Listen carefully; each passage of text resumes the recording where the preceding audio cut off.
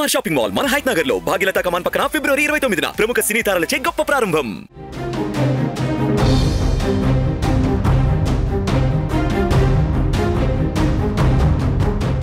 లోక్సభ ఎన్నికలు దగ్గర పడుతున్న వేళ రకరకాల పుకార్లు షికారు చేస్తున్నాయి. ఆధార్ కార్డు ఉంటేనే ఓటు వేయాలంటూ సోషల్ మీడియాలో ఓ వార్త హల్చల్ అవుతోంది.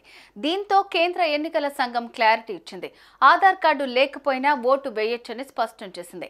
అదేవిధంగా ఎవరికైనా 2 చోట్ల ఓటు ఉంటే స్వచ్ఛందంగా ఒకదాన్ని రద్దు చేసుకోవాలని విజ్ఞప్తి చేసింది.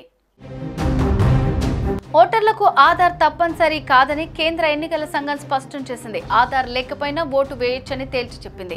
చెల్లుబాటయ్యే ఏ గుర్తింపు కార్డునైనా అనుమతిస్తామని పేర్కొంది. ఆధార్ లేని వారిని ఓటు వేయకుండా అడ్డుకోమని తెలిపింది. లోక్సభ ఎన్నికల నేపథ్యంలో ఓటు హక్కు వినియోగంపై విస్తృత అవగాహన కల్పించింది. పోలింగ్ శాతాన్ని పెంచడానికి కేంద్ర ఎన్నికల సంఘం ప్రయత్నిస్తోంది. బ్యాంకులు, పోస్టాఫీస్ శాఖల్లో అవగాహన కార్యక్రమాలు నిర్వహించే చర్యలు చేపట్టింది. పశ్చిమ బెంగాల్లో వేలాది ఆధార్ కార్డులను పనికి రాకుండా చేస్తున్నారంటూ అధికార తృణమూల్ కాంగ్రెస్ ఎంపీలు ప్రధాన ఎన్నికల కమిషనర్ రాజీవ్ కుమార్ కు ఫిర్యాదు చేశారు.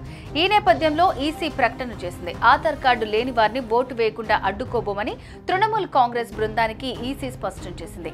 ఓటర్ కార్డును గాని చెల్లుబాటయ్యే ఇతర గుర్తింపు పత్రాల్లో దేన్నైనా ఒకదాన్ని చూపించి ఓటు వేయొచ్చని వివరించింది. ఆర్థికంగా సున్నితమైన ప్రాంతాలపై నిఘా కోసం జిల్లా స్థాయి కమిటీలు ఏర్పాటు చేయాలని తృణమూల్ కాంగ్రెస్ ఎంపీలు కోరారు. కేంద్ర, రాష్ట్ర ప్రభుత్వాల శాఖల అధికారులు దీనిలో ఉండేలాగా చూడాలన్నారు. దీనిపై ఈసీ నిర్ణయం తీసుకుంటుందని, బెంగాల్లో ఇలాంటివి ఏర్పాటు కావటం ఇదే తొలిసారి అని తృణమూల్ నేతలు తెలిపారు.